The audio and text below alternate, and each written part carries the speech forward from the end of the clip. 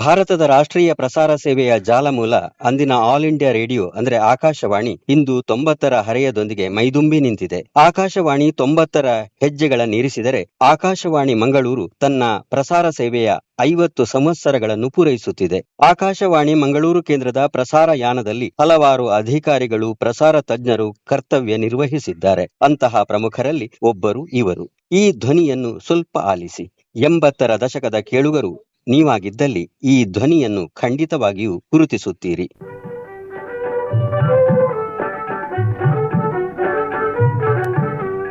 ಮಕ್ಕಳೇ, ಪ್ರತಿ ಭಾನುವಾರ 8:30 ಅಂದ ಕೂಡ್ಲೆ ಅಮ್ಮ ಬೈತಾಳೆ ಅಂತ ಬಿಟ್ಟು ಬೇಗ ಬೇಗ ಬೇಗ ಬೇಗ ತಿಂಡಿ ಮುಗಿಸ್ಬಿಟ್ಟು ನೀವೆಲ್ಲ ಏನ್ ಮಾಡ್ತೀರಿ, ರೇಡಿಯೋನ ಹಚ್ಕೊಂಡ್ಬಿಟ್ಟು ಮಕ್ಕಳೆಲ್ಲ ಸೇರ್ಕೊಂಡು ನಂದು ಮಾಮನ ಜೊತೆಗೆ ಮಾತಾಡೋದಕ್ಕೆ ಕುತ್ಕೊಂಡ್ಬಿಡ್ತೀರಿ. ಇವತ್ತು ಕೂಡ ಕುತ್ಕೊಂಡಿದ್ರಲ್ಲ, ಸರಿಯಾಗಿ ಕುತ್ಕೊಳ್ಳಿ. ಅದ್ಯಾಕೆ ಹಂಗೆ ಅಡ್ಡ ದಿಡ್ಡಿ ಕುತ್ಕೊಂಡಿದ್ದೀರಿ? ಒಂದು ಅರ್ಧ ಗಂಟೆ ನಾವಿಬ್ರು ಸೇರಿ ಹರಟೆ ಹೊಡೆಯೋಣ. ಏನಾಯ್ತು ಗೊತ್ತಾ, ಹೋದ್ ಭಾನುವಾರ ಒಂದು ವಿಜ್ಞಾನ ಕಾರ್ಯಕ್ರಮದ ಭಾಗವಾಗಿ ಒಂದು ಕಾರ್ಯಕ್ರಮ ಮಾಡಿದ್ವಿ. ಒಬ್ಬ ಬಾಲು ಅನ್ನೋನು ಏನ್ ಮಾಡಿ ಫೋನ್ ಮಾಡಿ ಏನ್ ಹೇಳ್ತಾನೆ ಗೊತ್ತಾ, ನಂದು ಮಾಮ ನ್ಯೂಟನ್ ಅಂತ ಇದ್ದಾನಂತಲ್ಲ ಅವನು ವಿಜ್ಞಾನಿ, ಅವನ್ ತಲೆ ಮೇಲೆ ಸೇಬ್ ಬಿತ್ತಂತೆ.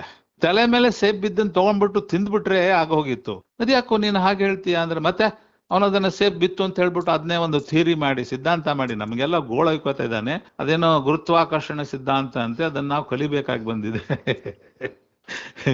ಅಂತ ಹೇಳ್ತಾನೆ. ಸೊ ಅದೇನಪ್ಪ ಮಾಡಿ ಮಗು, ಗುರುತ್ವಾಕರ್ಷಣೆ ಸಿದ್ಧಾಂತ ಬಹಳ ಕಷ್ಟ ಏನಲ್ಲ. ನಿಮ್ಮ ತರಗತಿ ಮಟ್ಟಿಗೆ ಅದನ್ನ ತಿಳ್ಕೊಳ್ಳೋದಂತೂ ಬಹಳ ಸುಲಭ. ನಾನು ನಿಮಗೆ ಹೇಳ್ಕೊಡೋದಕ್ಕೆ ನೋಡ್ತೇನೆ. ಸರಿ, ಹಾಗಾದ್ರೆ ಒಂದ್ ಕೆಲಸ ಮಾಡೋಣ. ನಿಮ್ಮಲ್ಲೇ ಯಾರಾದ್ರೂ ಒಬ್ರು ನ್ಯೂಟನ್ ಆಗಿ ನಿಮ್ ತಲೆ ಮೇಲೆ ಯಾರಾದ್ರೂ ಒಬ್ರು ಸೇಬನ್ನ ಎತ್ತಿ ಹಾಕಿ, ಆ ನಂತರ ಏನಾಗುತ್ತೆ, ಆ ಸೇಬ್ ತಲೆ ಮೇಲೆ ಬೀಳುತ್ತಾ ಪಕ್ಕದಲ್ಲಿ ಬೀಳುತ್ತಾ ಅಂತ ಮಾತಾಡ್ಕೊಳ್ಳೋಣ. ಆಗ್ಬಹುದಾ? ಇವರು ಎಂ ಅಬ್ದುಲ್ ರೆಹಮಾನ್ ಪಾಷಾ. ಲಕ್ಷಾಂತರ ಕೇಳುಗರಿಗೆ ತಂದಿಹರು ಸಂತೋಷ. ಬಾಲವೃಂದ, ಯುವವಾಣಿ, ನಾಟಕ, ಸಂದರ್ಶನ, ರೂಪಕ, ವಿಜ್ಞಾನ ವಿಷಯಕ ಸಂಚಿಕೆಗಳು, ಹೀಗೆ 10 ಹಲವು ಕಾರ್ಯಕ್ರಮಗಳನ್ನು ರೂಪಿಸುವಲ್ಲಿ, ಪ್ರಸ್ತುತಪಡಿಸುವಲ್ಲಿ ಅಬ್ದುಲ್ ರೆಹಮಾನ್ ಪಾಷಾ ಅವರ ಕೊಡುಗೆ ಸದಾ ಸ್ಮರಣೀಯವಾದದ್ದು. ಈಗ ಅವರನ್ನೇ ಮಾತನಾಡಿಸೋಣ, ಇನ್ನಷ್ಟು ವಿಚಾರಗಳನ್ನು ತಿಳಿದುಕೊಳ್ಳೋಣ. ನಮಸ್ತೆ ಸರ್. ನಮಸ್ಕಾರಪ್ಪ. ನಮಸ್ಕಾರ. ಬಹಳ ಪ್ರೀತಿಯಿಂದ ಪರಿಚಯ ಮಾಡಿಸಿದ್ರಿ. ತಾವು ಆಕಾಶವಾಣಿ ಮಂಗಳೂರು ಕೇಂದ್ರಕ್ಕೆ ಬಂದ ಆ ಒಂದು ಸಂದರ್ಭವನ್ನು ಸ್ವಲ್ಪ ನೆನಪಿಸಿಕೊಳ್ಬಹುದು ಸರ್? ಧಾರವಾಡದಲ್ಲಿ ನಾನು ಓದ್ತಾ ಇರುವಾಗ್ಲೂ ಕೂಡ ಆಕಾಶವಾಣಿ ಧಾರವಾಡದಿಂದ ಯುವವಾಣಿ ಕಾರ್ಯಕ್ರಮಗಳಿದಾವಲ್ಲ, ಅವುಗಳನ್ನ ನಡೆಸಿ ಕೊಡೋದಕ್ಕೆ ಅಂತ ನನ್ನನ್ನ ಒಬ್ಬ ಮುಖ್ಯಸ್ಥನನ್ನಾಗಿ ಆಯ್ಕೆ ಮಾಡಿದ್ರು, ಒಬ್ಬ ವಿದ್ಯಾರ್ಥಿ ಮುಖ್ಯಸ್ಥನನ್ನಾಗಿ.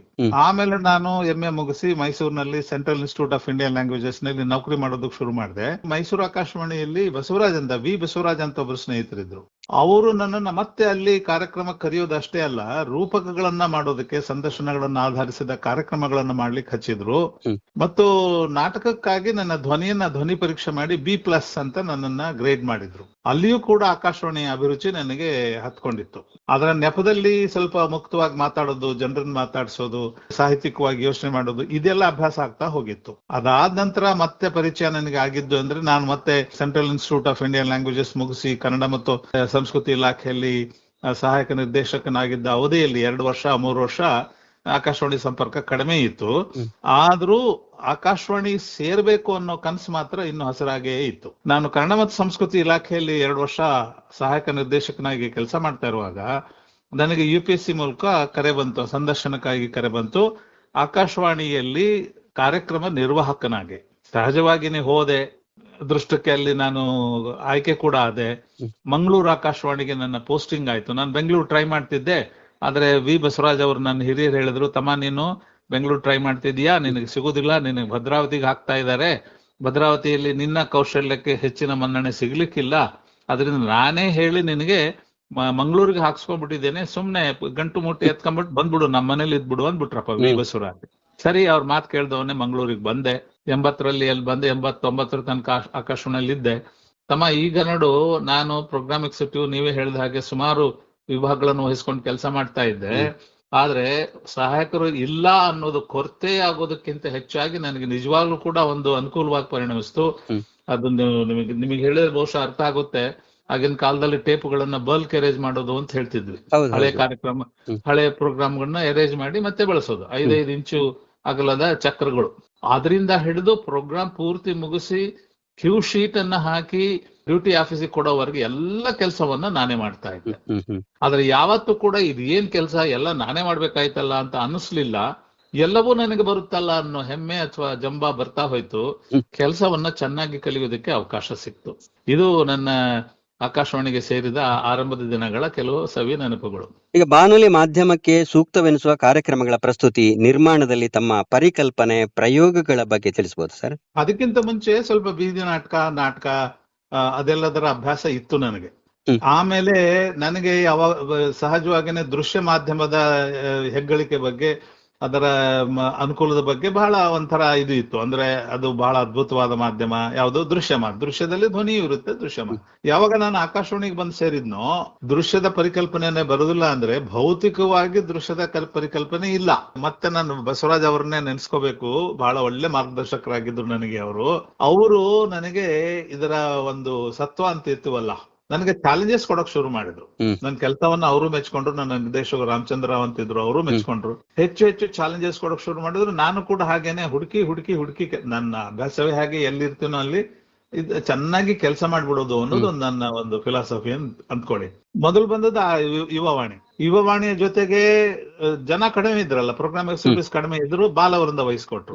ಬಾಲವೃಂದವೂ ನನಗೆ ತುಂಬಾ ಇಷ್ಟ ಆಯ್ತು. ಯುವವಾಣಿ ಇವೆರಡು ಪ್ರಮುಖವಾದಂತಹ ವಿಭಾಗಗಳು. ನಾನು ಡಾಕ್ಯುಮೆಂಟರಿ ಫಿಲ್ಮ್ಸ್ ಅನ್ನೆಲ್ಲ ಮಾಡ್ಲಿಕ್ಕೆ ಶುರು ಮಾಡಿದೆ. ನಾನು ಮಂಗಳೂರು ಆಕಾಶವಾಣಿಯಲ್ಲಿ 7 ವರ್ಷ ಇದ್ದೆ. ಆಮೇಲೆ 2 ವರ್ಷ ಬೆಂಗಳೂರು ಆಕಾಶವಾಣಿಯಲ್ಲಿ ಇದ್ದೆ.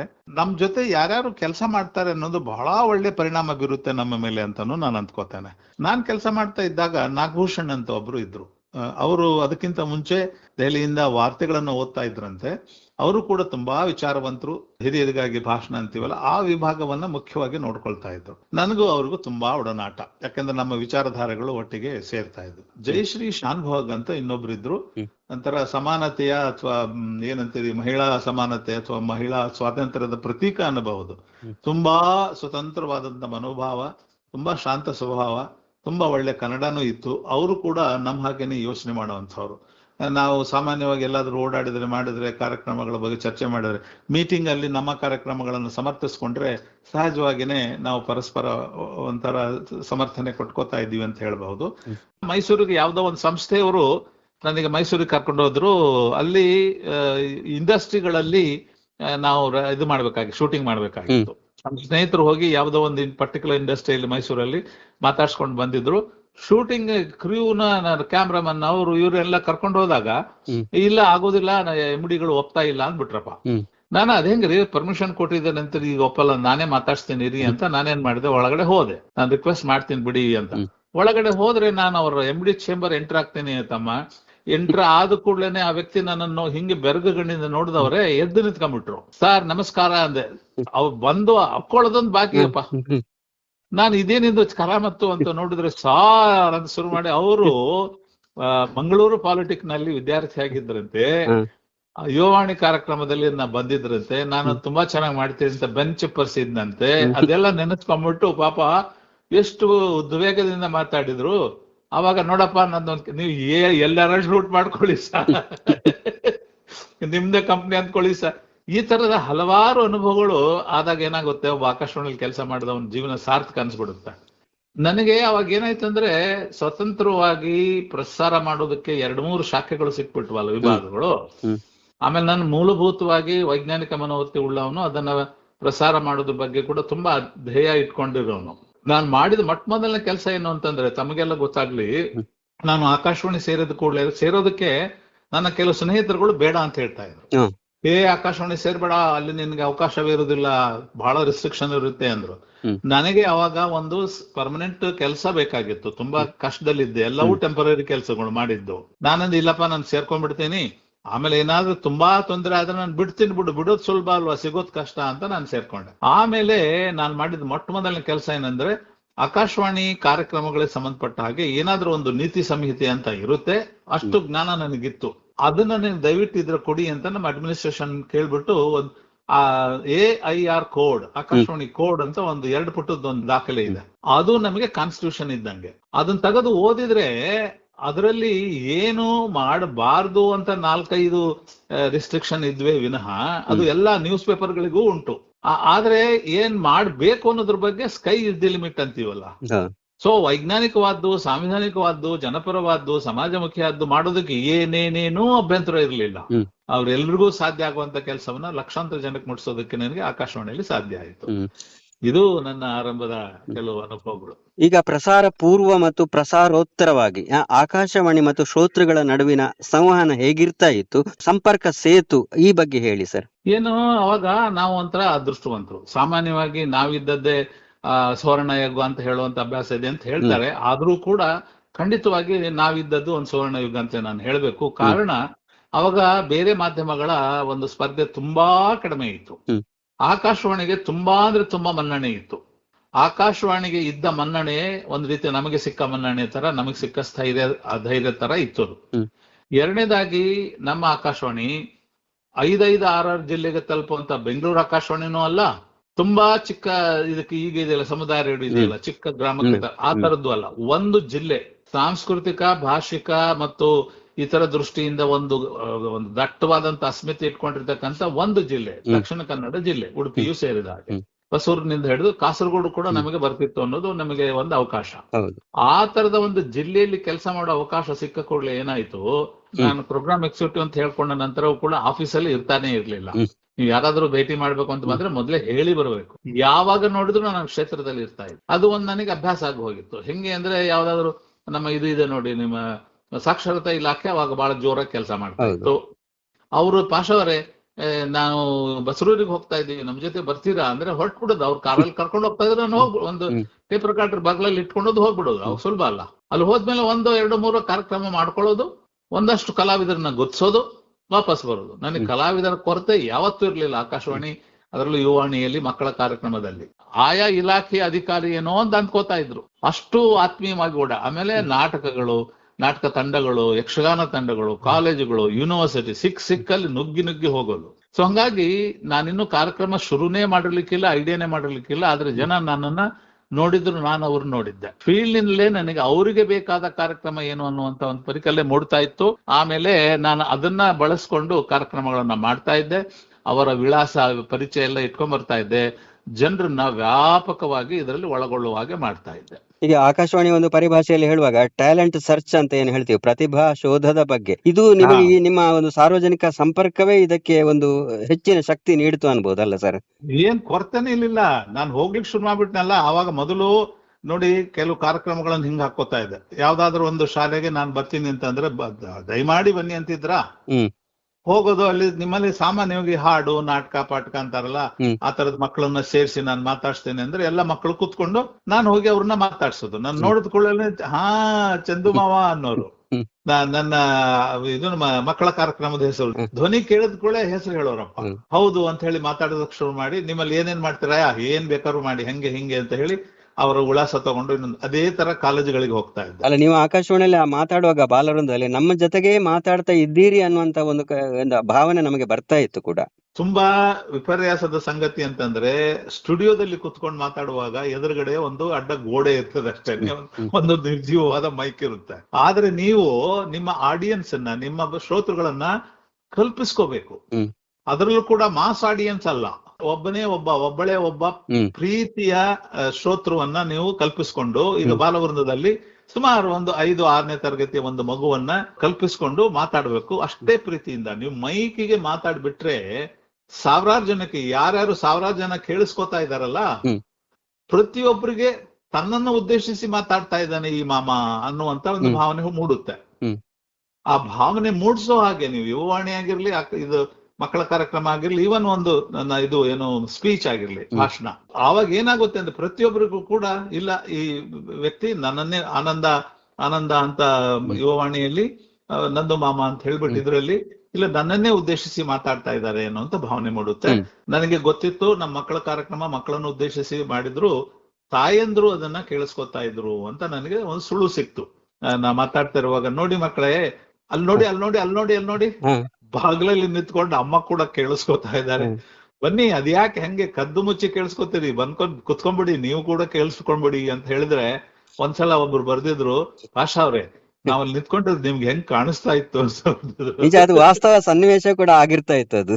ಏನ್ ಆನಂದ ಆಗ್ಬೋದು ಕಣ್ರಿ. ನಿಜ. ಸೊ ಆ ತರದ ಬಹಳ ಸುವರ್ಣ ಕ್ಷಣಗಳನ್ನ, ಅನುಭವಗಳನ್ನ ಪಡ್ಕೊಂಡು ಬೆಳೆದಿರೋದು ನಿಜ ಆಕಾಶವಾಣಿಯಲ್ಲಿ. ಅದು ಆತ್ಮೀಯತೆಯನ್ನು ಬೆಳೆಸುವಂತ ವಿಧಾನ. ಖಂಡಿತ.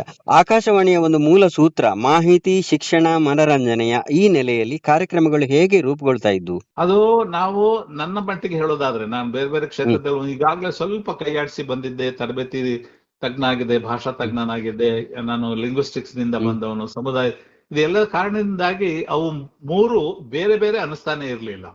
ಮಾಹಿತಿ ಅಂದ್ರೆ ಸಾಮಾನ್ಯವಾಗಿ ನ್ಯೂಸ್ ಸೆಕ್ಷನ್ ಇರುತ್ತೆ ನೋಡಿ, ನಮ್ಮದು ಆವಾಗ ನ್ಯೂಸ್ ಸೆಕ್ಷನ್ ಬರೀ ಮಾಹಿತಿಯನ್ನ ನೀಡುವಂತ ಒಂದು ಘಟಕ ಆಗಿತ್ತು. ಅಲ್ಲಿ ಒಪಿನಿಯನ್ ಕೊಡೋದು, ಇನ್ನೊಂದು ಕೆಡೋದು ಮಾಡ್ತಿರ್ಲಿಲ್ಲ ಈಗಿನ ಹಾಗೆ. ಇನ್ನ ಶಿಕ್ಷಣ ಮತ್ತು ರಂಜನೆ ಇದೆಯಲ್ಲ, ಅವು ಬೇರೆ ಬೇರೆನೆ ಆಗಿರ್ಲಿಲ್ಲ ನನಗೆ. ಶಿಕ್ಷಣದ ಭಾಗವಾಗಿ ರಂಜನೆ ತನ್ಪಾಡಿ ತಾನಾಗ್ತಿತ್ತು, ಶಿಕ್ಷಣ ಹೆಚ್ಚು ಸತ್ವಯುತ ಆಗ್ತಿತ್ತು.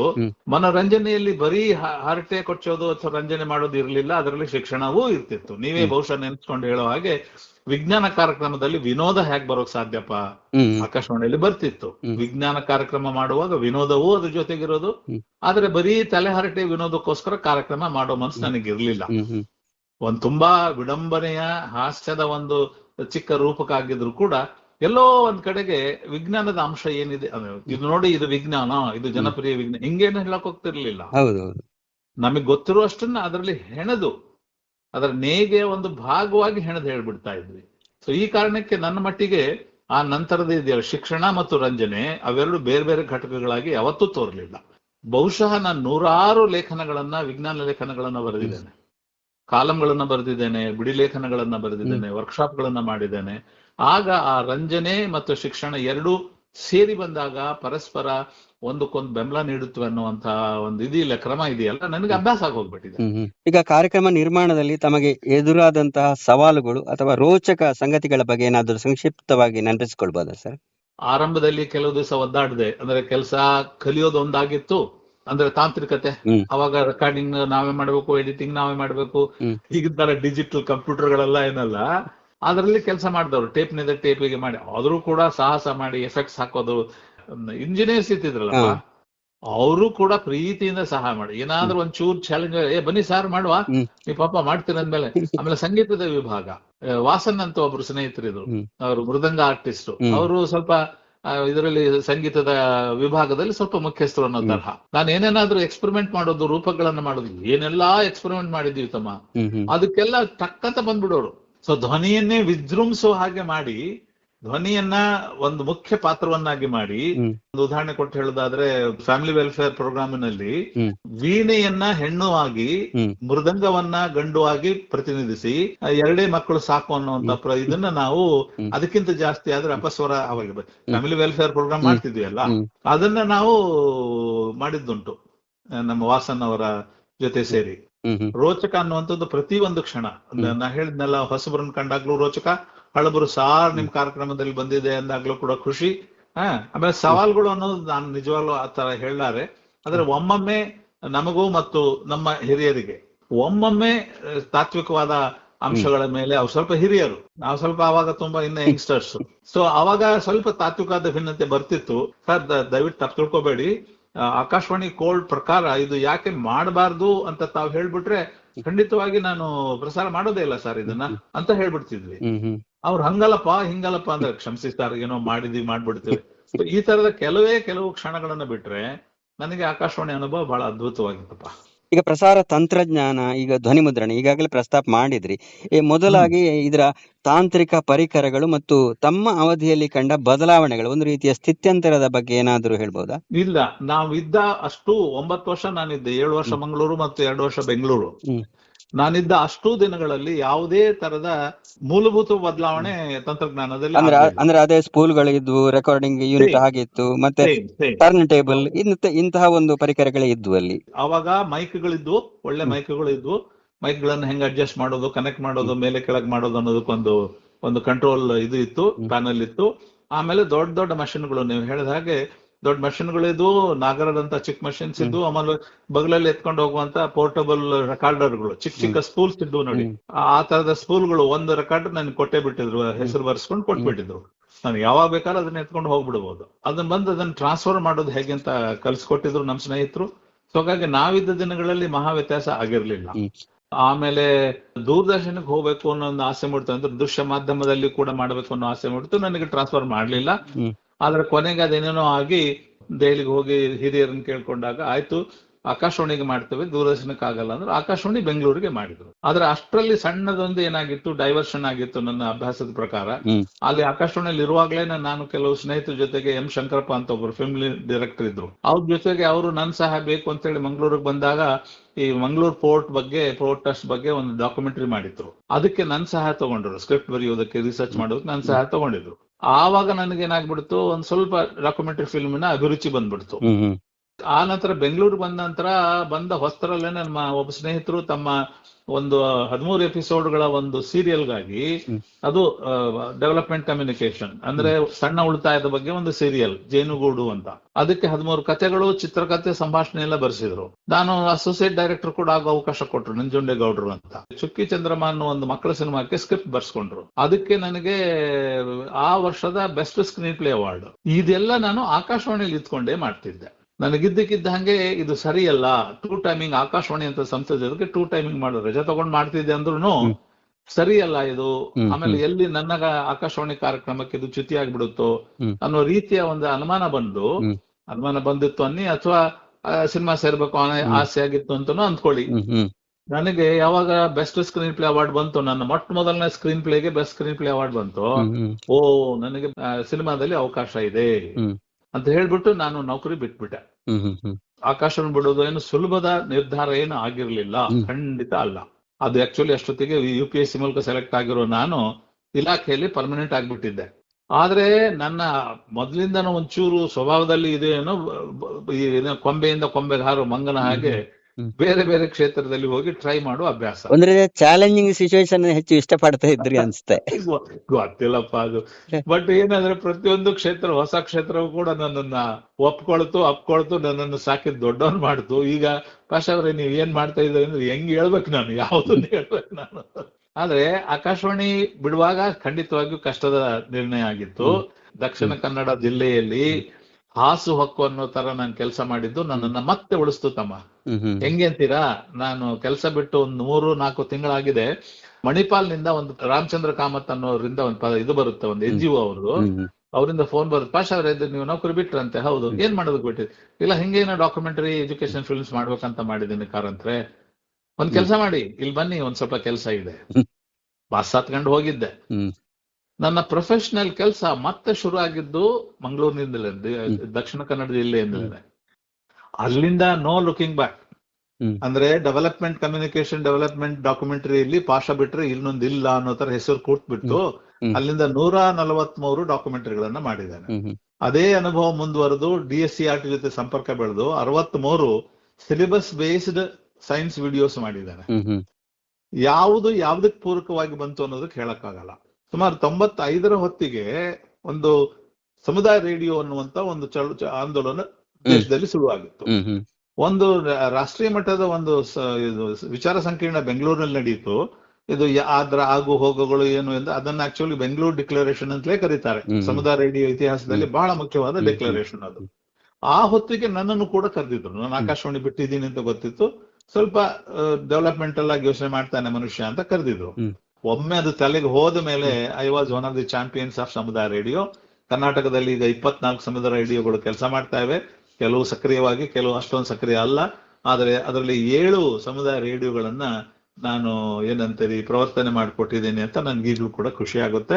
ನಾನು ಆಕಾಶವಾಣಿ ಬಿಟ್ಟರು ಕೂಡ ರೇಡಿಯೋ ನನ್ನನ್ನ ಬಿಟ್ಟಿರ್ಲಿಲ್ಲ. ತಮ್ಮ ಮಾರ್ಗದರ್ಶನ ನಿಜವಾಗಿ ಎಲ್ಲರಿಗೂ ಅಪೇಕ್ಷಿತವಾದ್ದು. ಈಗ ಆಕಾಶವಾಣಿಗೆ ಹೇಳುವುದಾದ್ರೆ ನಿರ್ದಿಷ್ಟವಾಗಿ, ಈಗ ಆಕಾಶವಾಣಿಯ ಒಂದು ಭವಿಷ್ಯ ಹೇಗಿರಬಹುದು ಮತ್ತೆ ಅದಕ್ಕೆ ಬೇಕಾದ ತಯಾರಿ ಹೇಗಿರಬೇಕಾಗಬಹುದು ಒಂದು ಸ್ವಲ್ಪ ಹೇಳ್ಬೋದು ಸರ್, ಏನಾದ್ರೂ ಆಲೋಚನೆ? ಮುದ್ರಣ ಮಾಧ್ಯಮ ಬಿಟ್ಟ ಮೇಲೆ ಉಳಿದ ಧ್ವನಿ ದೃಶ್ಯ ಮಾಧ್ಯಮ, ಸಿನಿಮಾಗಳು ಬಿಟ್ಟು ಮಾಧ್ಯಮ, ಶಿಕ್ಷಣದ ಮಾಧ್ಯಮ ಅಂತಂದ್ರೆ ನಾವೇ ಅನ್ನುವಂತ ಒಂದು ಇದು ಇತ್ತು.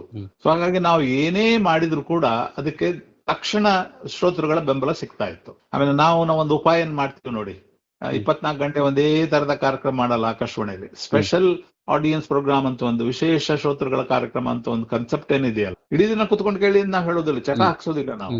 ಸಂಜೆ ಹೊತ್ತು ರೈತರು ಕೇಳಿ, ಬೆಳಿಗ್ಗೆ ಹೊತ್ತು ಮಕ್ಕಳು ಕೇಳಿ, ಭಾನುವಾರ ಚಿಕ್ಕ ಮಕ್ಕಳು ಕೇಳಿ, ಶಿಕ್ಷಕರು, ಇಷ್ಟೊತ್ತಿಗೆ ರೈತರು, ಇಷ್ಟು. ಸೊ ಹಂಗಿರೋದ್ರಿಂದ ಏನಾಗ್ತಿತ್ತು, ನಮಗೆ ವಿಭಿನ್ನವಾದ ಪ್ರಾಮಿಸ್ಡ್ ಆಡಿಯನ್ಸ್ ಇತ್ತು. ಅವ್ರು ಇದೊಂದು ಕಾರ್ಯಕ್ರಮ ನೋಡಿದ್ರೆ ನಮ್ಗೆ ಏನೂ ಬೇಜಾರಿರ್ಲಿಲ್ಲ. TRP ಇರುತ್ತೆ, ಹ್ಮ್. ಅದರ ಆಧಾರದ ಮೇಲೆ ನಮಗೆ ಹಾಗೆ ಅಂತ ಸಂಕಟ ನಮಗೆ ಇರ್ಲಿಲ್ವಲ್ಲ. ಆದ್ರೆ ಆನಂತರದ ಡೆವಲಪ್ಮೆಂಟ್ ಯಾವಾಗ ರೇಡಿಯೋದಲ್ಲಿಯೂ ಕೂಡ ಕ್ರಾಂತಿ ಆಯಿತು, 2000 ನಂತರ ಪ್ರೈವೇಟ್ ನವರಿಗೂ ಕೂಡ ಲೈಸೆನ್ಸ್ ಸಿಕ್ತು, ಆಯ್ತಾ. ಆಮೇಲೆ ಚಾನೆಲ್ಗಳಂತೂ 850 ಚಾನೆಲ್ಗಳು ನಿಮಗೆ ಯಾರಿಗಾದ್ರೂ ಸಿಗುತ್ತವೆ ಇವತ್ತು.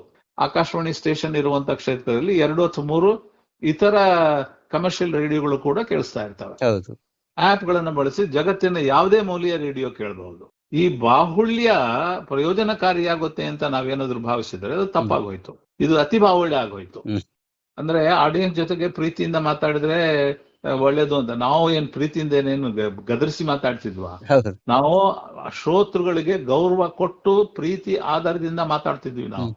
ಯಾವುದೇ ಸ್ಟೇಷನ್ ಆಕಾಶವಾಣಿಯ ಸ್ಪರ್ಧಿಗಳಲ್ಲ. ಉಚ್ಚಾರಣೆ ಬಗ್ಗೆ ಇಡೀ ದಿವಸದ ತರಬೇತಿ ಮಾಡ್ತಿದ್ದೆ. ಅಲ್ಲಿ ಬರ್ತಾ ಬರ್ತಾ ಏನಾಗಿದೆ ಅಂದ್ರೆ, ಅವರು ಕಮರ್ಷಿಯಲ್ ರೇಡಿಯೋ ಸ್ಟೇಷನ್ ಸ್ನೇಹಿತರುಗಳ ಶೈಲಿಯನ್ನ ಅನುಕರಣೆ ಮಾಡಕ್ ಶುರು ಮಾಡ್ಬಿಟ್ಟಿದ್ದಾರೆ. ನಿಮ್ಮ ಪ್ರೀತಿಯ ಹುಡುಗ ಪಾಷಾ ಅಂತಾರೆ. ನೀನ್ ಯಾವನು ಹೇಳಿದ್ ನನ್ ಪ್ರೀತಿಯ ಮಗ ಹುಡುಗ, ಈ ತರದ ಲಘುತನವನ್ನು ನಿಮ್ಮ ಮನೆ ಹುಡುಗ ಹೀಗೆಲ್ಲ. ಮನೆ ಹುಡುಗ ಅದು ಅವ್ರ ಮನ್ಸನ್ನ ಗೆಲ್ತಂದ್ರೆ ನೀವು ಬಹಳ ತಪ್ಪು ಮಾಡ್ತಾ ಇದೀರಿ.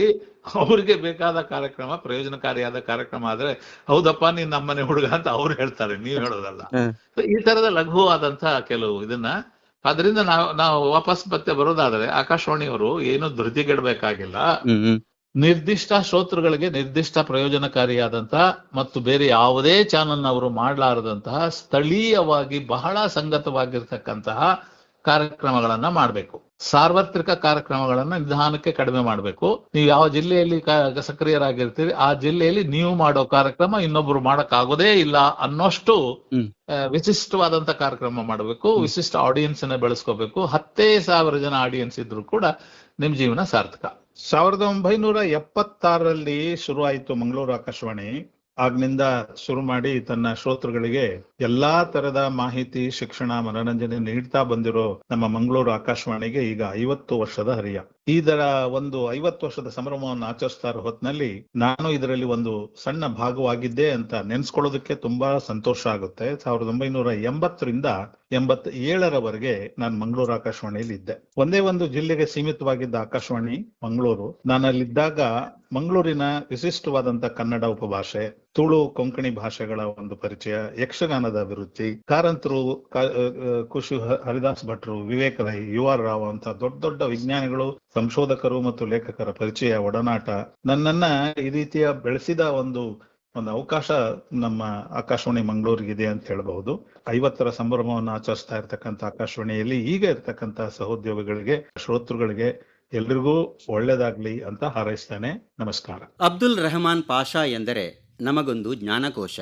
ನಿವೃತ್ತಿಯ ವಯೋಮಾನದ ಆಚೆಗೂ ಪ್ರವೃತ್ತಿಯ ಪ್ರವರ್ಧಮಾನದಲ್ಲಿ ಸದಾ ಸಕ್ರಿಯರಾಗಿರುವ, ಮಾಹಿತಿ, ಶಿಕ್ಷಣ, ಮಾಧ್ಯಮಗಳಿಗೆ ಸಂಬಂಧಿಸಿ ಮಾರ್ಗದರ್ಶನ ನೀಡುತ್ತಾ ನಮಗೆಲ್ಲ ಹೆಮ್ಮೆಯಾಗಿರುವ ತಮಗೆ ಕೃತಜ್ಞತೆ, ಧನ್ಯವಾದ, ನಮಸ್ಕಾರ.